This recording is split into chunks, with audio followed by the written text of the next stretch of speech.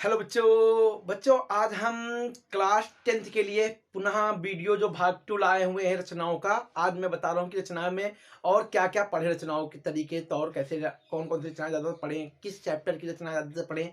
चलिए हम बात करते हैं रचनाओं पर। आज बच्चों के लिए 10th क्लास के लिए सबसे महत्वपूर्ण रचनाओं पर हम बात करेंगे।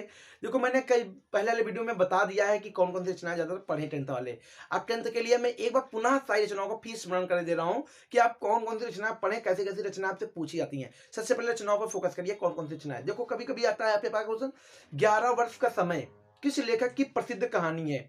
तो आपको पता होना चाहिए कि 11 वर्ष का समय रामचंद्र शुक्ल जी की एकमात्र कहानी है, हैं? अब अगर पूछता है चिंतामणि किसका निबंध संग्रह है, तो आपको पता होना चाहिए यह रामचंद्र शुक्ल का चिंतामणि निबंध संग्रह है। रस मीमांसा, त्रिवेणी, विचार विधि, ये किसकी प्रसिद्ध कृतियां हैं? ये भी रामचंद्र शुक्ल जी की ही हैं। दूसरी रचना किन्नर देश में किस विधा पर आधारित रचना है बेटा? कई बार प्रश्नावली ये पूछी गई है कि किन्नर देश विधा मतलब जो रचना है वो किस विधा पर आधारित है। तो ये बेटा यात्रा वृतांत पर आधारित रचना है जो राहुल संकृत्यायन जी की है। किसकी है? राहुल संकृत्यायन जी की है। ठीक है, इन चीजों पर बहुत फोकस करिए। कभी कभी क्वेश्चन आता है कि संस्मरण लेखिका का नाम बताइए कोई। संस्मरण लेखिका आप जानते हैं महादेवी वर्मा है, बहुत प्रसिद्ध हैं। निर्जा, निहार, संध्या गीत है, दीपशिखा, ये इनकी श्रृंखला की कड़ियां, यामा, ये इनकी प्रसिद्ध कृतियां हैं। आप इनको जरूर पढ़िएगा। हैं? स्मृति की रेखाएं, ये सब क्या है? इनकी बहुत प्रसिद्ध कृतियां हैं। आप इनको भी बहुत अच्छे से पढ़िए। कभी कभी क्वेश्चन आता है आधुनिक युग की मीरा किसे कहा जाता है, तो महादेवी वर्मा को भी कहा जाता है। ठीक है, महादेवी वर्मा को कहा जाता है आधुनिक युग की मीरा, और इनकी कृतियां आप किताब से भी पढ़िएगा, कहने का मतलब है। तो दूसरी बात, अब देखो रचना कहां कहां से पूछ रहे हैं, मैं दिखा रहा हूं तुमको। दूसरी बात, कभी कभी आता है कि जयशंकर प्रसाद की प्रसिद्ध कहानी। अब जैसे मानते हो आकाशदीप भी उनकी है, इंद्रजाल भी उनकी प्रसिद्ध कहानी है, पुरस्कार भी उनकी प्रसिद्ध कहानी है। तो कहने का मतलब क्या है? ये कहानी है उनकी, आकाशदीप, पुरस्कार, इंद्रजाल, ये उनकी कहानियों को आप याद कर लीजिए। कंकाल तितली उनके प्रसिद्ध उपन्यास हैं। चंद्रगुप्त, स्कंदगुप्त, आजादशत्रु, जन्मेजय, नाग्य, राजश्री, सज्जन, कल्याणी, ये सब क्या है? ये सारे उनके नाटक हैं। आप एक बार नाटक बहुत, ध्रुव स्वामिनी, एक घूंट, ये सब बहुत फोकस करिए क्योंकि ये जयशंकर प्रसाद की कृतियां हैं, प्रसिद्ध हैं। कभी कभी आपसे यही पूछ देते हैं प्रयोगवाद के प्रवक्ता कौन है?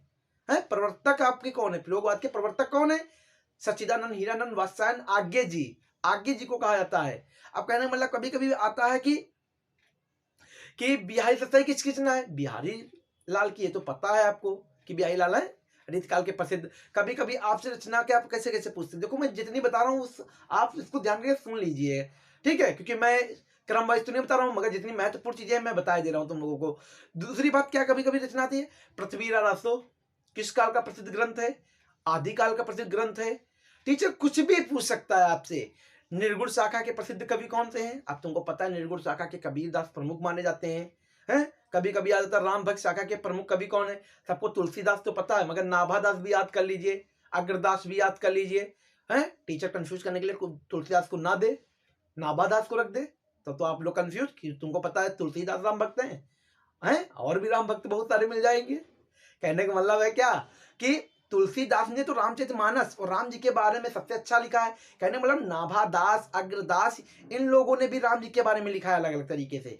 तो आपको पता होना चाहिए और भी नाम राम जी के बारे में कि और कभी कौन कौन थे। कहने का मतलब तुलसीदास ना दे, तुम लोग कंफ्यूज कि अरे यार राम जी के बारे में तुलसीदास लिखे हैं और कभी तो कभी पढ़ा नहीं, इनको भी पढ़िए आप लोग। हैं? तुलसी जी के अलावा भी अन्य कवियों ने लिखा है अलग अलग तरीके से। ठीक है, दूसरी बात, कभी कभी क्वेश्चन आता है आप लोगों पे बड़ा कंफ्यूज आता है, ये बहुत बार कंफ्यूज करने के लिए आता है। तो आप लोग कहते हैं क्या है ये, क्या हो सकता है? पूछते हैं कि छायावाद के प्रवर्तक कौन है? तो आपको पता है छायावाद के प्रवर्तक कौन है? जयशंकर प्रसाद माने जाते हैं। ठीक है, इनको याद करिए बहुत अच्छी तरीके से।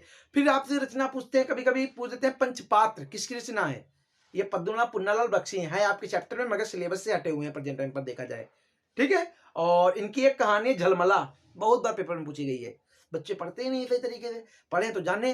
अब कहने का मतलब है जयप्रकाश भारती की कृतियां बहुत पढ़ी है। जयप्रकाश भारती की रचना कोई ना कोई पूछेंगे आपसे पक्का। अथाह सागर है, अनंत सागर है, कहने का मतलब ये आपसे पूछी जाती है इनकी। और डॉक्टर राजेंद्र, जितने चैप्टर आपके में लगे उनकी जीवन परिचय की रचनाएं जरूर पढ़ लेना। नहीं आप लोग सबसे बड़ी गलती कर बैठेंगे, टीचर चैप्टर से देता रचनाएं, कहीं बाहर से बनाकर नहीं दे देता है कि हाँ वो एमए और पीएचडी की रचनाएं दे रहा है। कहने का मतलब है कि आपके सिलेबस के अंदर ही से देता है, आप लोग कहते हैं कहीं से बाहर से पूछ दिए, ऐसा नहीं है। हैं जैसे ठलुआ कलब कई बार पूछे कि बच्चे कह रहे कहाँ से आ गई, कहाँ से आ गई। अरे आई तो किताब से बाबू गुलाब राय की है, मेरी असफलताएं बाबू गुलाब राय। कहने का मतलब ये रचना पूछे। आकाश गंगा बहुत बार पूछी गई है, ये किसकी है आकाश गंगा? ये है राम कुमार वर्मा जी की, जो एकांकी के जनक कहे जाते हैं एक तरीके से। तो कहने का मतलब उत्तरायण कहते हैं इनकी भी, यानी उत्तरायण राम इनकी भी मानी जाती है, निर्मल शुक्ल की भी मानी जाती है और इनकी भी मानी जाती है, क्या कहते हैं राम कुमार वर्मा जी की। ठीक है उत्तरायण, ठीक है एक बार देख लेना इस रचना को जरूर एक बार देख लेना, क्योंकि कहने का मतलब मेरी कॉलेज डायरी धीरेन्द्र वर्मा जी की रचना ये पूछी जाती है।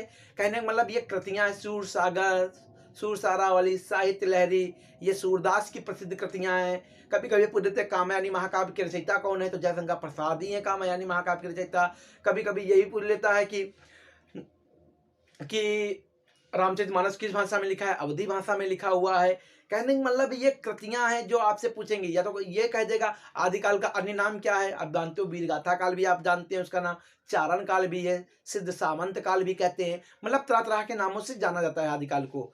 तो कहने का मतलब है इन सब चीजों को बहुत अच्छे से पढ़िए, समय सीमा पढ़िए शुक्ल युग की आप लोग। मैं जो जो चीजें बता रहा हूँ वो आप पढ़िए, तभी आपका 20 नंबर जो है वो कवर होने लगेगा। व्याकरण का पैटर्न मैं बताऊंगा कैसे कैसे करा जाता है। तो कहने का मतलब है ये रचनाएं आप 10th क्लास बहुत अच्छे से पढ़िए, क्योंकि मैंने जितनी भी रचनाएं मैंने बताई हैं इनका बहुत ध्यान रखिए। कभी कभी आता है गीत फरोज किसकी रचना है, हैं? खुशबू के शिलालेख, ये तो जानते हो भवानी प्रसाद मिश्र जी की है? ये मेरे समय में पूछी गई थी जब मैंने पेपर दिया था 2015 के आसपास, जहाँ 2015 में मैंने जब 10th बोर्ड दिया था, तब एक गीत फरोज रचना पूछी गई थी कि गीत फरोज रचना के रचयिता कौन है, भवानी प्रसाद मिश्र है। बल्कि मैंने गलत लगाया था, तुम लोग गलत मत लगाना, ठीक है। तो कहने का मतलब है कि आप लोग इन रचनाओं को बहुत फोकस करिए। और भी बहुत सारी रचनाएं हैं जैसे लोकायतन, चिदंबरम, है ये किसकी हैं आप जानते हो, कला बूढ़ा चांद, ये सब सुमित्रानंद पंत की हैं। पुरस्कार जरूर पढ़िए इन पर। चिदंबरम पर उनको ज्ञानपीठ पुरस्कार मिला हुआ था। रामधारी सिंह दिनकर की कुरुक्षेत्र, रश्मिरथी, हुंकार, रेणुका, ये सब क्या है, उर्वशी, ये सब उनकी रामधारी सिंह दिनकर की प्रसिद्ध कृतियां हैं। कभी कभी तो ये भी पूछते थे उर्वशी पर रामधारी सिंह को पुरस्कार कौन सा मिला था, तो ज्ञानपीठ पुरस्कार इनको मिला था उर्वशी पर। ये उनका महाकाव्य एक तरीके से। कहने का मतलब आप बहुत अच्छे से पढ़िए, गलती कुछ भी ना दोहराइए। मैं जितनी प्रमुख रचना बता रहा हूँ वो बताते चला जा रहा हूँ कि कौन कौन थी। कभी कभी पुत्ते हिंदी की पहली कहानी इंदुमती किशोरीलाल गोस्वामी की, परीक्षा गुरु लाला श्रीनिवास का प्रथम उपन्यास है ये हिंदी साहित्य का मौलिक का।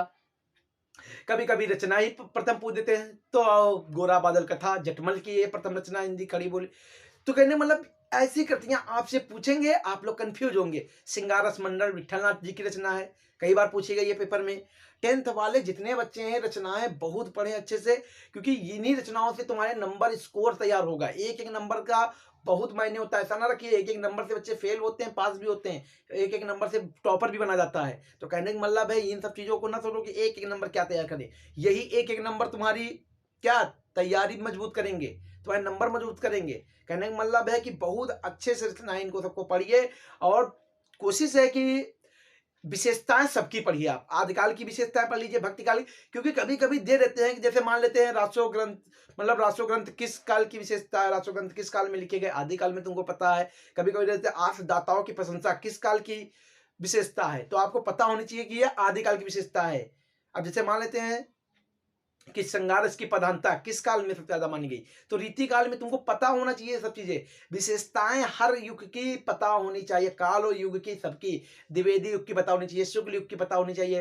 कहने का मतलब कहीं भी टीचर दे सकता है, टीचर कुछ भी दे सकता है, ये ना समझिए कि नहीं नहीं इतना देगा। मतलब रचनाएं हैं, कुछ भी अच्छा टीचर मिला तो साधारण साधारण रचना देता है, और थोड़ा अच्छा और मिल गया तो समझ लीजिए पेपर घूम गया चारों तरफ से है। तो कहने का मतलब है कि बहुत कोशिश करिए, मैंने जितनी रचनाएं बताई हैं इन पर बहुत फोकस करिए, क्योंकि एक तरीके से अगर जब तक इनको नहीं पढ़ोगे तब तक दिक्कत बनी रहेगी। रचनाएँ सभी बच्चों के लिए समस्याएँ हैं, मगर हम कह रहे हैं जितनी रचनाएँ मैंने बोली हैं, जैसे मैंने बताया है, अगर आप वैसे पढ़ पाएँगे, तो मैं कोशिश करूँगा कि आप लोग की रचनाएँ गलत नहीं होंगी। ठीक है? आज बच्चों के लिए मैंने रचनाओं का ये बताया और हमारी यही उम्मीद है कि आप लोग अच्छे से अच्छे पढ़ें, हैं? बाकी बोर्ड परीक्षा के लिए डरे ना, आराम से पढ़ें और समझ कर पढ़ें हर चीज़ को। ठीक है बच्चों? जय हिंद।